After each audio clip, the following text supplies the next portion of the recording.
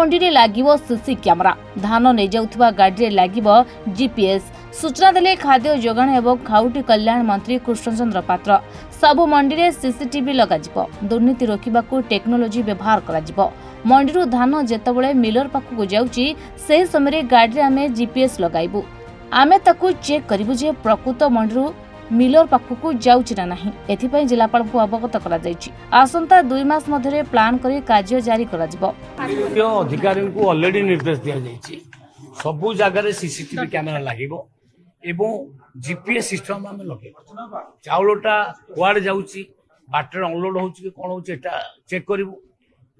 Recycling चाउल नहा पाई मध्य माने पदक्षेप लिया जायछि। प्रत्येक जिलापाल को मध्य पूरा दायित्व दिया जायछि।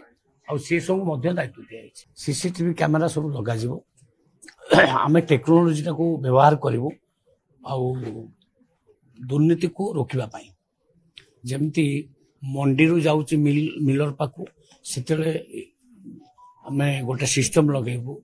जीआरएस सिस्टम, जीपीएस सिस्टम सेटा को चेक करिया पाई। प्रकृत रे मंडी रु गोदाम को जो मिलर पाखु गला कि नहीं, मिलर पाखु जो चाउलटा आछि गोदाम को ताकू मध्य जीपीएस सिस्टम करिवो। तेणु टेक्नोलोजी रो यूज करिवो। काहेकि ना दुर्नीति भ्रष्टाचार बहुत बढ़ी जाइए 24 वर्ष भितर ताकू रोकिया पड़ो। मुझे 3टा जिला जाइली, कोरापुट, मालकानगिरी, रायगड़ा। तो बहुत ता भितर माने देखुची माने डिस्टर्बेंस अच्छी, बहुत कालांतरी अच्छी। ताकू आमे विभागीय अधिकारी मान को निर्देश देचु जेमती आगु को ए प्रकार काम हबो नाही। सबु मंडी रे सीसीटीवी लागिबो।